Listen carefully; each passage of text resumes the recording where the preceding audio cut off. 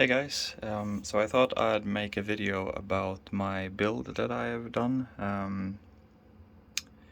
I've gotten quite a lot of questions in private messages and such, and quite a lot of upvotes when it comes to this build on different websites. So I thought I'd just make a video showcasing a little bit and explaining what I've done. So this is a NZXT 510 Elite.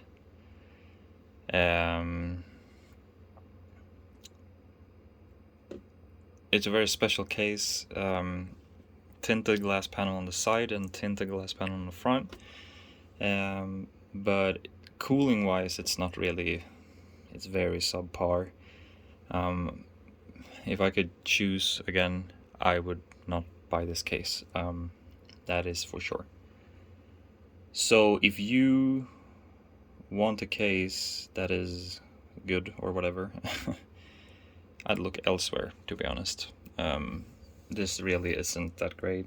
They've made very odd design choices, and I don't really understand it. For example, there's a 140mm fan outlet up here, as you can see, but there's all of this space here that is not used for anything, which is just stupid. There is also, I have modified this case a little bit. I've modified it up there. So there's a slope there, a plastic slope otherwise, and there's ports. I removed all that because it takes way too much space. If you ask me, that's the entire reason that you can't mount a cooler there. And they could have made it very easily mountable and like work great. The only reason that it doesn't work is because of that slope. And they should have made also down here, you can see down here, where the hard drive bay is, they should have just made that deeper, but they didn't. And like instead, they have very weird priorities if you ask me. So there's no way to mount the cooler up here.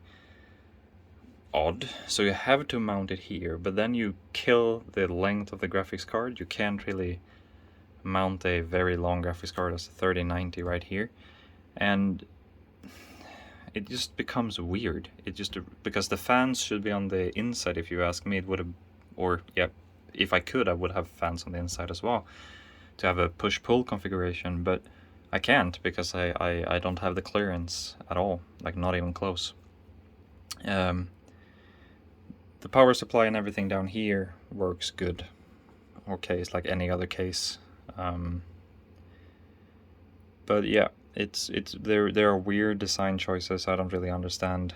For example, here as well, I understand that you want a glass panel, but why can't it breathe here? There's nothing here that lets your computer breathe. Your power supply can breathe from here. There is a way for your fan to go, and there's a filter down here. You can hear it. I'm touching it. But here there's nothing. And instead they mounted these feet, which is they're quite high. Like I can take my hand under the case. But they couldn't make the hard drive bay deeper so that you could mount a radiator here. And it's weird because I had to cut here to fit this 240mm fan, or radiator, I'm sorry, excuse me. Very weird design choices. If you ask me, they should have also, this is a very simple design from me, patent incoming, no, I'm just kidding. But I made a small plastic part, heated it up, bent it. So I bent it in a way so that it holds the glass, goes up, and then it goes down, and it goes into this crease here. So what that allows me to do is to have the glass panel just slightly tilted open, so that the graphics card can suck air through here. So my hand is inside the case now actually, and I can feel the airflow when I do this. And if I remove my hand. They should have included something like this. Yeah, I really think it's a easy solution. I mean, you could probably have it anywhere. I think you can have it here. If they made a hole there for it, you could have had it there. I have it there because then it rests onto that part, and then it holds the glass easily. So as long as I don't touch it, it's fine. I have removed the glass in the front because it completely chokes the fans. Because I've had to mount the fans on this side and modify the case so that it's a little bit more inwards. It gives me just enough clearance to have the glass panel on here, and it gives me, obviously I don't have to have the fans in here, so it gives me all the clearance for the graphics card. It's a sacrifice, I understand that. So what is happening now is that I'm pulling cold air here to the front of the case, pushing it through the radiator, which is cooling the CPU, so it's gonna be hot or warm at least, and then that air goes into the rest of the system. So I would say that the hot air comes in here. I'm a little bit sad that it blows hot air here to the graphics card. I can't do much about it, but here it goes in, and then I have this fan, which is a exhaust, and this is also an exhaust, so the air very easily moves in here and out that way. Same with the graphics card, it sucks air from here, sucks air from underneath here as well. Now that I've opened it, and I don't use these, and I don't, just a word of advice, do not use these ports, they're worthless, and the gap here is insane, like, I don't know, very bad solution if you ask me. But it sucks air from there, so the graphics card can get its air, and that air is also obviously going to be exhausted because hot air goes upwards, so naturally these are the exhaust and the air moves away. Yeah, so you have a little bit of knowledge now about why I had to do things the way I did. This is the 3090 Hall of Fame card. Very big card, with very overkill components, overkill cooling. Everything is very overkill on this card, and that's kind of what I was looking for. I needed something that could really take the stress in this build, and I got it for a good price, which was the biggest factor of actually getting it. But I don't know if it's noticeable, but the card there's nothing.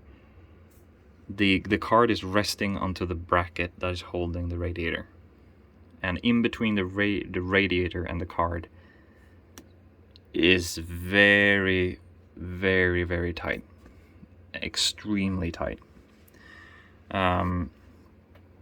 So thank God for that working. So instead of using these ports here that is built into the case, I got a PCIe riser from Cable Mod, which mounts onto your normal ports here. You can see that's very overkill with all these screws, but it works great. It pushes the card closer to the motherboard, and you are left with all of this space instead, so you get a lot of space in between the card and the panel, instead of actually putting your card very close to the panel and choking out your card. Don't do that. You don't want to suffocate your card. It's just a bad idea overall. I know that this and the open part here and all of it, I know that it's gonna suck in dust into the build. I really don't have a lot of choices. If I could build it in a way that would have been safer or more clean, I would, but I really think that this is the end of the road for this build. I can't really do much more to this computer than I've already done. So quick information about the specifications. It's a 3090 Hall of Fame card that is running on a PCIe 3.0 riser, so I'm losing a little bit of performance there. Not a lot, we're talking maybe 2%, something like that. It's not noticeable in the big scheme of things. The motherboard is a Asus now I have to remember this Ultimate something Deluxe 2. It's an Asus X99 2 something. I don't remember, but yeah, if you search Asus X99 2, it pops up. That's what I've been doing, and now things are falling because I'm stepping on them. I'm running XPG RAM. I can see it there. XPG RAM, and it's a configuration of 8 sticks. So I'm running 64 gigs. It's 32 per bank. So it's 16 gigs per channel. Which, yeah, it's overkill. Don't really need that. But I do, in my work, I do some virtualization, hosting, and sometimes I run quite RAM emulators for the company that I work for, and those emulators, when I'm stress testing modules, eat quite a lot of RAM, so I can simulate thousands and thousands and thousands of users with this computer, basically. Much thanks to the RAM. The CPU is since we're on X99, socket 2011 V3, I think. So I'm running a 6950X, which is I believe it's the top tier CPU of that socket. 10 core, 20 threads, 3.8 gigahertz, I believe I'm running it at. Runs great, never had any issues. And I've hooked it up to an NCXT X53 cooler, which is mounted there. I believe that's it. This motherboard is actually quite weird. You can see it in there. I'm not sure if it's in there. Right. Let me see. Right there is the M2 slot, which is a vertical, or like it's facing towards us. So if you wanted to mount a M2 drive, it would stand up against you, which is very odd. This was a very, very early adaptation of the M2 drives. So that's something I didn't want to use, because that looks really bad. So what I did was, down here you can see that there's a green light that is going beep beep beep all the time. Yeah, it's right there. That is actually a PCIe card that is a M2 card that I've plugged into the bottom slot. So the card is running its full speed, and then on another lane, completely other lane to not interfere with the card, I'm running the M2 drive. So I'm getting full speed on the M2 and full speed on the graphics card to the CPU. So that's great. That was took a while to figure that out, because I was running it at a PCIe slot that was behind the graphics card first, but then they shared the lane, and I had weird issues. So if you have weird issues with crashing and performance drops from your graphics card when you are using your drive, you should probably check which lane you're on with your card or with your M2 drive if you're doing a setup like this. Just a hint or advice. The motherboard is locked to PCIe 3, so that because we have the PCIe 3 riser to the graphics card. So yeah, that's the build. It works great. It's been a blast to build as well. It's really fun that a lot of you guys liked it. If I could have chosen, I would have gone for other fans and stuff, but I had a lot of problems with the fans. I bought the NCXT ones, these ones, but issues, man, all the time. So if I could, I would have gone for another set of fans, but I really don't want to throw another $150 on fans, because the build is basically done and it's doing everything it's supposed to do. I have no issues. And it's connected to a Samsung Odyssey G9 monitor, which is a 49-inch, 240 hertz ultra wide. Pretty sure you guys know about this. Then I have two 24-inch regular Dell screens, old full HD shit screens, which I just use as like a stream screen and a screen for Discord and stuff like that. The CPU right now idle in Windows at 3.8 gigahertz. I have a stream running. I have Discord, Steam, Cam, Google Chrome, some normal shit running. It's at 31 degrees, 32 degrees, and the GPU is at a 62 degrees, like this.